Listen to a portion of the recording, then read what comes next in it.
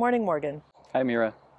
Today we're here on Treaty 6 territory and the homeland of the Métis, and we're going to talk about the cemetery. Um, this is a really interesting place where we can see, of course, a lot of ancestors of this place buried.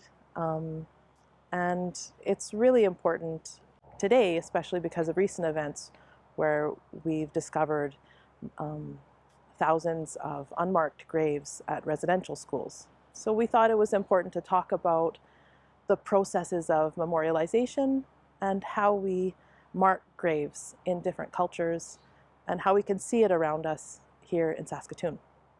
Yes, I mean, here at Woodlawn Cemetery, it's the municipal cemetery that was set up in Saskatoon just at the turn of the century. And it's very similar to cemeteries in a number of communities in Canada, recognizing that Canada is made up of all different cultures and faiths and religious backgrounds. And the cemetery is a reflection of that in many ways of life, but in death. And seeing that death is a common thread in our community, it only makes sense to have this as an aspect of the Saskatoon Open Door Society Threads Conference to show that commonality of something that each and every one of us is going to encounter in our lives, whether we're agnostic, whether we're Christian, Muslim, Jewish. Every one of us is going to have a death in our family, and there's a lot of commonality in that experience. Absolutely. It is a place where we can feel that universality of the human experience. But at the same time, visiting the cemetery with you and coming to know this place a little better, it's really clear to me the distinctions between different communities, although all sharing in the same uh, final resting place, that there are really different ways of memorializing, of having monuments, and there are different historical eras where we can see a lot of really interesting details about the different cultures that are coexisting in Saskatoon and, of course, in this cemetery. Yeah, the commonalities of certain areas right now, we're standing in the military section. So the common monument to our dead recognizes our fallen veterans from World War I and World War II, and many of these were just teenagers at the time. The stones, matching stones row on row, although each is an individual death, it recognizes that a community had a large loss in a small amount of time. And these are all members of Saskatoon and neighboring communities that are laid to rest here and honored here. And we'll see as we walk through the cemetery specific areas to different cultural groups, and be able to comment on some differences in the burial practices as well as the commonalities. So, Morgan, why don't we take a closer look at the military section? Sure.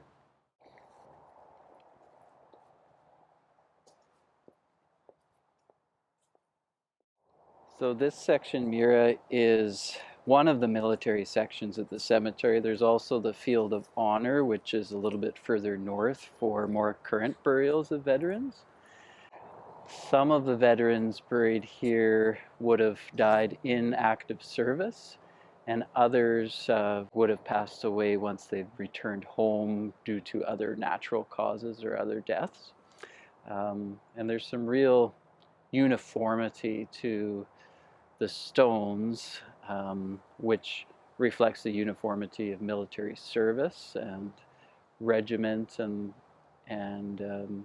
commonality of all of the deaths.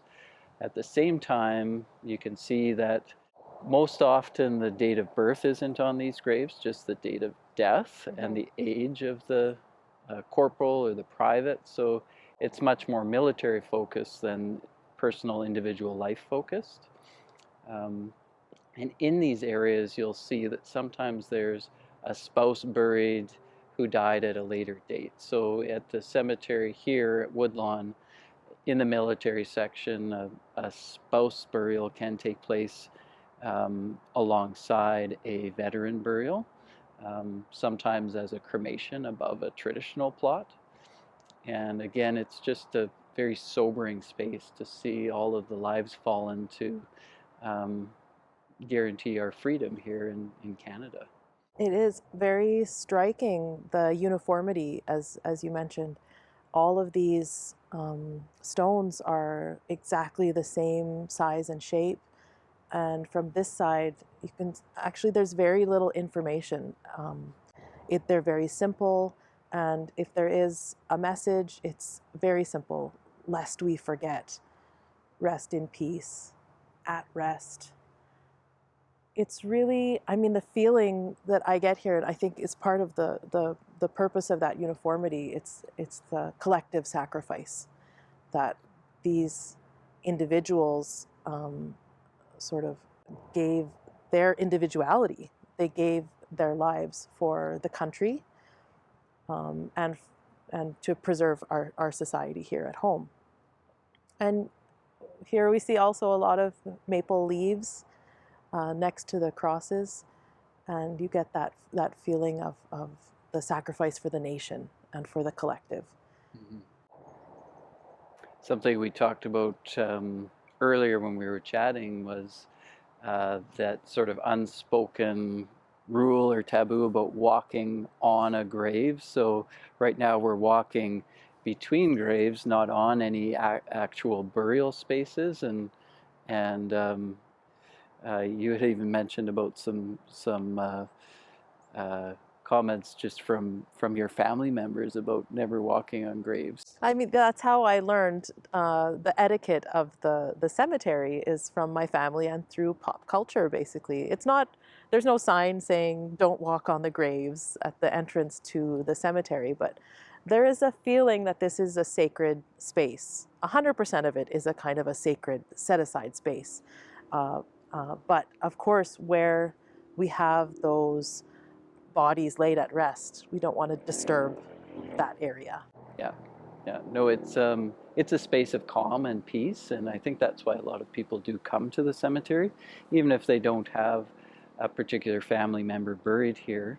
The cemetery to me means a lot because in Saskatoon, a lot of my relatives are buried here at the cemetery, so it really is a sacred space and a place to come and have that calm reset to know that, okay, no matter what else is going on in life and how busy things are, we sort of all end up in the same place in one way or another, and then time stops, and for a lot of people, the faith is that eternal life starts. So it's something that this space really is that veil between this life and the next life. Morgan, why don't we move on to the next area and take a look at some more monuments? That sounds good. So, Morgan, this area, it's a little different. It's set off with this patio and these large monuments with a lot of names on them. And I can see there are little toys. There's some toy cars and some um, children's items here. So, can you tell me a little bit about this area? Sure. Well, this is a very special place. It was established a number of years ago, but what it marks is an area of the cemetery where we have infant deaths. So these would be miscarriages, stillbirths, live birth deaths, anything in the neonatal category. Years ago, in Saskatoon when a family had a death at the hospital or at home and it was a miscarriage or stillbirth. The baby was taken to the cemetery really privately by the hospital and its representatives and buried, laid to rest at the cemetery for an actual resting place, but no real marker or monument and no necessarily recognition that it took place. So years ago, through a partnership with Woodlawn Cemetery and Saskatoon Funeral Home and its affiliates, Remco Memorial and the health region, this area was established. Our children live forever in our hearts.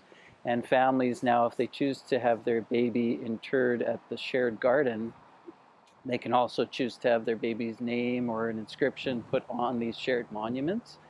and it's a place for people to come and recognize that a death's occurred.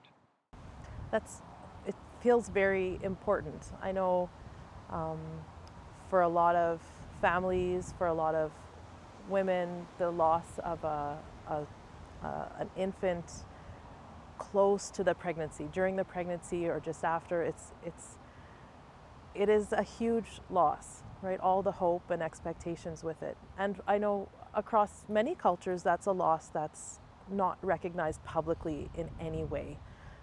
And to see that that shared effort to give a public space, to give some public recognition and put markers in a public way on that kind of loss, it can sort of decouple the loss from the shame and secrecy of having something um, held so privately. Yeah.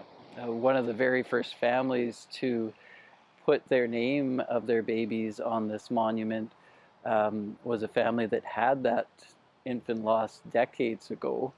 And once the monument was in place, it just recognized that there is this shared need to have some sort of recognition of a loss and some permanent space in the world to say that this was a life that was lived and loved, however short. And so it's just another thread that's common to all of us, that we, as members of the community, do experience infant loss, and it is becoming more recognized and cared for than it used to be. Morgan, I understand your family has a personal connection to this place. Do you want to tell me a Yeah, little bit of that? so my wife and I had a miscarriage between our two children. So we have Molly's name on the monument here, and our inscription says, "Molly, we can't wait to meet you." But with our children, we talk about her all the time as our son's little sister and our daughter's big sister, and I think it's important to just recognize that we have another life in our family. It's just not here, and death doesn't end a life. It just changes that relationship, and we still talk about that daughter and know that someday we'll meet her as far as our faith goes. That's a really beautiful message. We can't wait to meet you. It's so full of hope and love and expectation. I think it's a really beautiful thing. Thanks for sharing that, Morgan. Thank you. I think it'd be good to, when we're talking about these shared cultures, to look at some of the areas or talk about some of the areas in the cemetery that are devoted to specific cultures in our community, and comment a bit on about the different burial practices, but also the commonalities, and that'll give us a chance to really hit home the theme of this conference. Thanks. Let's go. Let's check it out. Sounds good. So Meera, here we are at the Jewish section of Woodlawn Cemetery.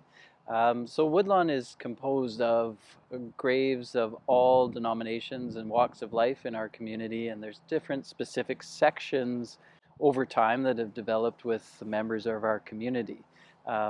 So the Jewish section is one of the only sections at the cemetery that's actually has a fence around it and is cordoned off, and the community has actually purchased all these graves for the members who then buy them from the community, and that's why they've been able to have a specific cordoned off section. But it just goes to show the importance of space and belonging to a particular culture that even transcends death, and we see that in a number of areas here.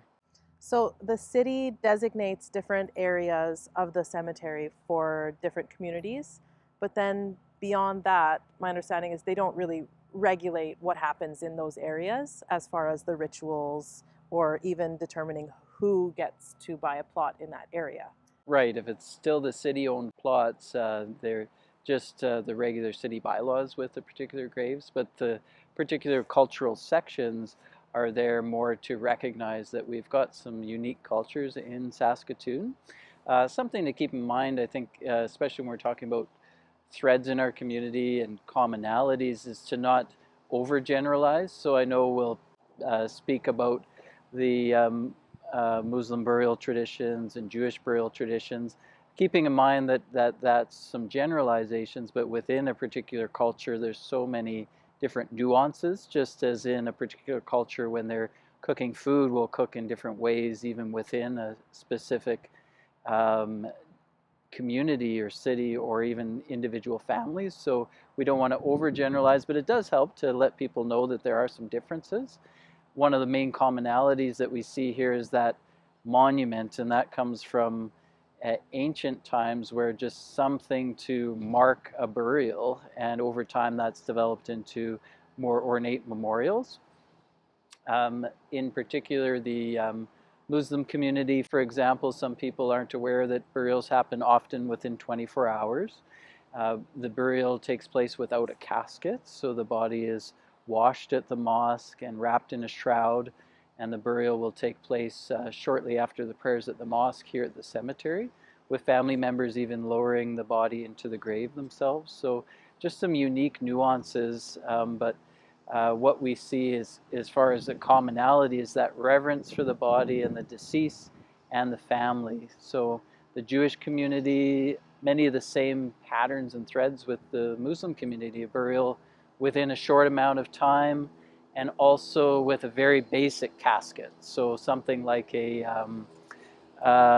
casket with no metal, that sort of thing. And I know your family has some specific traditions that may not be specific to a cemetery at all.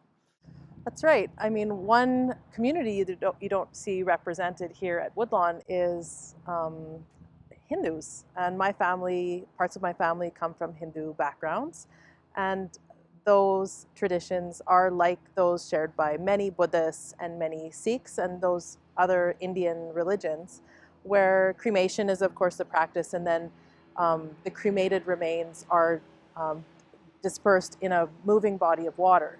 So actually, um, the South Saskatchewan River is a sacred site for many Hindus in Saskatchewan. Although a lot of families will take the cremated remains back to India to a sacred river, where there are designated banks of the river where people deposit the cremated remains. Here, many families deposit in the river, and actually, the Hindu community has been in the last few years working towards designating a place for depositing cremated remains in the city. So they've already had an environmental assessment, and they've had conversations with the city and with the Meewasin Society to develop a fixed sort of designated memorial place for those dharmic or Indian religions. That's very special, and it does really speak to our community's openness to cultures and recognizing the sacredness of different traditions. Um, and even within our city, there are specific cemeteries just on the outskirts of the city to specific cultures. So there is another Jewish cemetery just west of the city, and the establishment of a Muslim cemetery coming soon as well. So, you know, with the commonalities of recognizing death and loss, sometimes knowing that we all have that shared experience, our differences don't seem as wide, and I think that's a real thing to keep in mind when we're going through our day to day, especially when we see so many areas of division in our society. To know that, you know, we're all here on Earth, we're all a mortal person on Earth, and eventually we all will leave this Earth in some way or another. Thank you so much, Morgan, for showing me around the cemetery. I've learned a lot about our local community, about different cultures as they appear here in Saskatoon. It's really a beautiful place where we see the intersection of memories, of grief, loss, about family recognition, about historical moments like we have in the Veterans Memorial area, and also about just the beautiful tapestry of cultures we have even here in Saskatoon. It's been a really wonderful experience. Yeah, it's been a good walk. Thank you so much, Meera. Thanks, Morgan.